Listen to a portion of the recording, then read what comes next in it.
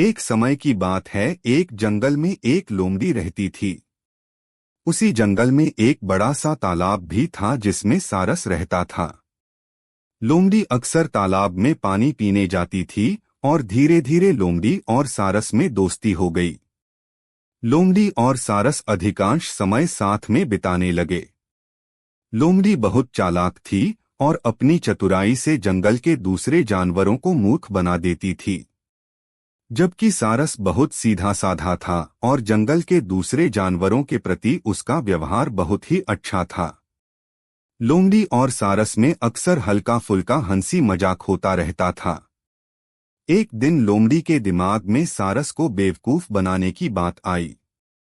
वह सारस के पास गई और बोली, मित्र, मैं तुम्हें अपने घर भोजन का निमंत्रण देने आई हूं। कल दोपहर तुम मेरे घर भोजन के लिए अवश्य आना। सारस सीधा साधा था, उसने बिना कुछ सोचे समझे हाँ कह दी और दूसरे दिन समय से लोमड़ी के घर पहुंच गया।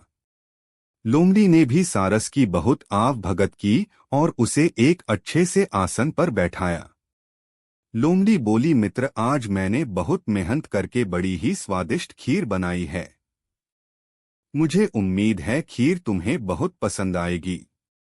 इतना कहकर लोमड़ी खीर लेकर आ गई और चौड़े बर्तनों में खीर परोस दी।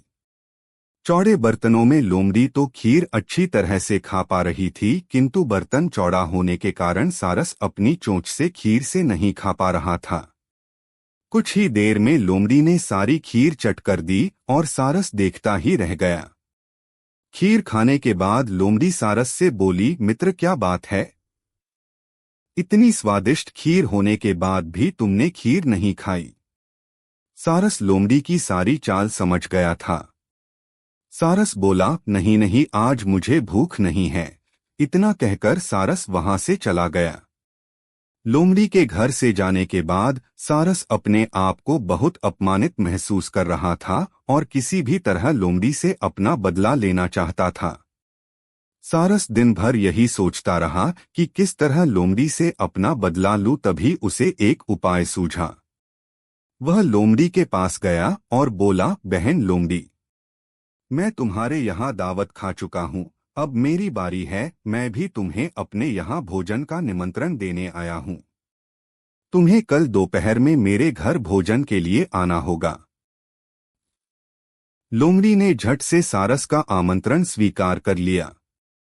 दूसरे दिन लोमड़ी समय से सारस के घर पहुंच गई। सारस ने भी भोजन में खीर बनाई।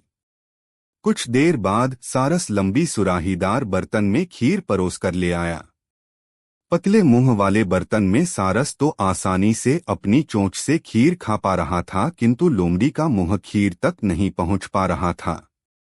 कुछ देर बाद सारस ने सारी खीर खत्म कर दी, किंतु लोमड़ी अभी तक बिना खीर खाए ही बैठी थी। सारस ने लोमड़ी से पूछा, बहन लोमड़ी, क्या हुआ? तुमने खीर क्यों नहीं खाई? क्या खीर अच्छी नहीं बनी है? लोमड़ी समझ गई थी कि सारस अपने अपमान का बदला ले रहा है और लोमड़ी को अपनी गलती का एहसास हुआ। लोमड़ी सारस से बोली, आज मुझे भूख नहीं है। इतना कहकर लोमड़ी वहां से चली गई। लोमड़ी और सारस की कहानी से हमें शिक्षा मिलती है कि हमें कभी भी किसी का अपमान नहीं करना चाहिए।